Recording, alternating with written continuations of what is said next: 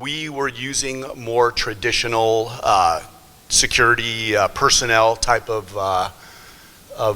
coverage for our different properties, and we found that using remote guarding is a much more cost-effective way of protecting our properties, and also there are times where it's cost prohibitive for us to use a traditional security guarding company. And so by using the remote guard system, we're able to cover much larger areas and have a much more effective crime prevention system in place for all of our different properties. And we also, one other area, our corporate offices, which we have all over the country, we also use the remote guard system there as well. I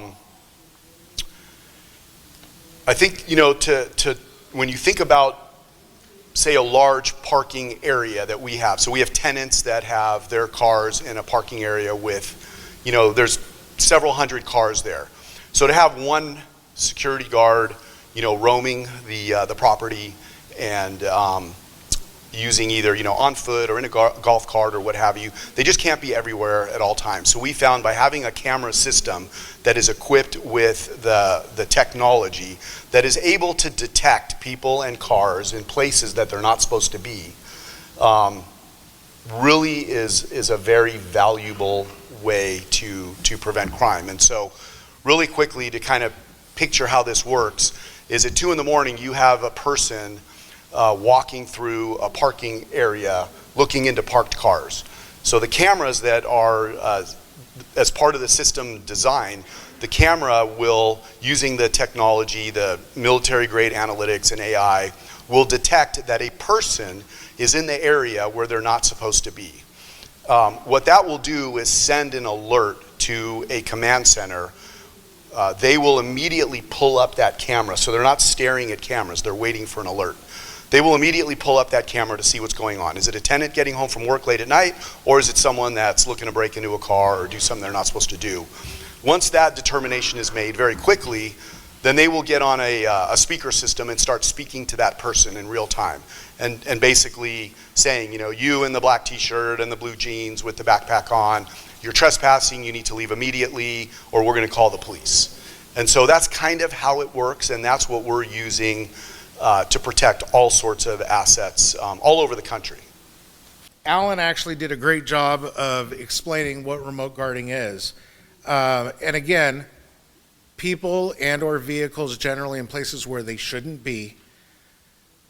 And as he said, to be clear, there is nobody that's staring at a giant multiplexer of screens, right? This is strictly event-based. The analytics are doing the heavy lifting. They create an alert based on the parameters and algorithms that we program and tell it that we want to know about. I want to know about any car that is in this area longer than 8 seconds. Okay, that being said, that alert is generated, immediately goes to a command center. I can tell you for my organization, which is Lead Interactive, that is actually responded to in less than 7 seconds. In that amount of time, we have live eyes on exactly what's going on, and then a very well-trained operator that is able to make a determination if it's normal behavior or abnormal behavior, if it's nefarious or not, and then they can do a voice down. Voice down being attention to you in the black hoodie, on the bicycle with a backpack, you're being recorded, you're trespassing, leave the property or we will call law enforcement. We have found for our solution, 96% of the time plus, that's enough, and we don't even have to get law enforcement involved. We've owned the problem from beginning to end. They've come on site, they've left the site, and best case scenario, there's been no crime committed. In cases where they don't, the 4% where they don't listen, then we're staying on live, calling in law enforcement. We're staying on with law enforcement and giving them real-time information of exactly where the individual is, what their direction of travel, do they have a backpack, have we seen a weapon, all of these things which are incredibly important.